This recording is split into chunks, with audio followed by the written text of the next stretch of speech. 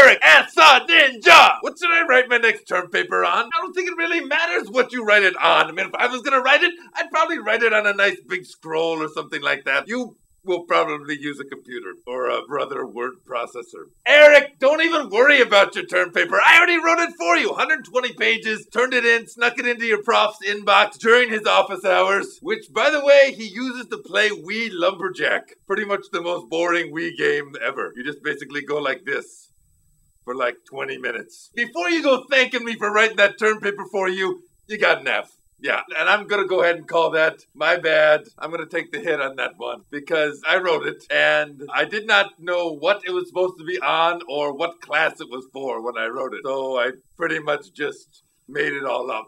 Turns out 10,000 words on Kelly Clarkson's former hairdresser is not an acceptable subject matter for a class called 17th century Russian literature. Who knew? It seemed like a compelling topic. By compelling, I mean I already have a mission where I'm supposed to kill Kelly Clarkson's former hairdresser. Also, I turned it in your handwriting, which it turns out was not a good idea because 1, you got really bad penmanship. 2, teachers don't like to have things turned in handwriting anymore. They like the typed in printed out version. They really don't like it when it's printed out in blood. Apparently that strikes an odd chord with them. Also, I didn't do any research except in my imagination. That was my only place where I went to get information. And Perez Hilton, obviously. But I didn't think those were reliable sources to list on the paper. So all the footnotes in the appendix are all just directly pulled from Stephen Hawking's A Brief History of Time. And they don't really, it doesn't quite make any sense whatsoever. Point is, you gotta write a new paper, and I don't think just like a regular term paper is gonna do it anymore. You, my friend, have got to go ninja style, and you need to write a terminal paper. That's a ninja writing technique where you write something that is so intense that the person reading it dies. It's like the Dead Tree version of The Ring. This actually works out really well because every university has a policy where if your professor dies in some weird and obscure, baffling way, everyone in the class gets an A. You're basically doing a favor for everybody, except the friends and family of the professor. You know, Gilligan, Marianne, they get pretty upset about stuff like this. Don't use this technique unless you really have to. I mean, if you're really stupid or your hands fell off or something like that. Now, the main goal of a terminal paper is to get the person so riled up and confused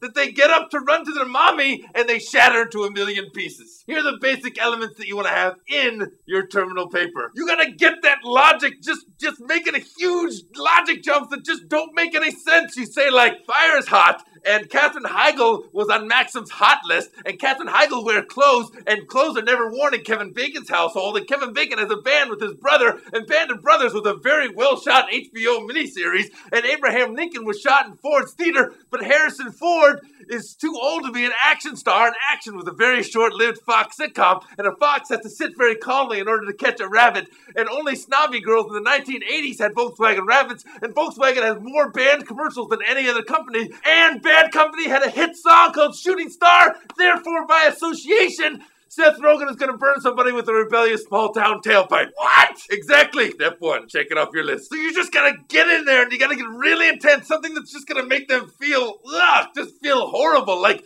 if you're describing the foreign policy of Ulysses S. Grant, you describe it like changing the bandages on a rump roast that's stuffed with blended cold sores. Ugh. Ugh. And you can't be afraid to get personal either. If you know something about your professor, get in there, talk about it. That's the plain truth of it. And you don't want to go for something that they'd be embarrassed if other people knew. You got to go for stuff that they'd be embarrassed if they even knew about themselves. And the final stroke to make sure that it hits home, no punctuation and no spaces. It should look like just one giant word. Everything is just smashed together, and then they try and read it, and their brain starts spinning, and their body gets all upset, and then done. A's for everyone. If that doesn't work, just go ahead and copy the Wikipedia article. Who's gonna know? Close enough for America. Thanks for the question, Eric. I look forward to plagiarizing you soon. Hiya! Seriously, though, do not write a term paper about me. I will not only kill you, I will also kill your GPA. And I mean that. There are many, many, many interesting things that you can write a term paper on. I like different things that can be used for a subject, for a term paper. One thing that I like very, very, very much are ninjas. Ninjas do many, many, many interesting things. And that is why they are neat. The end. That's all I have.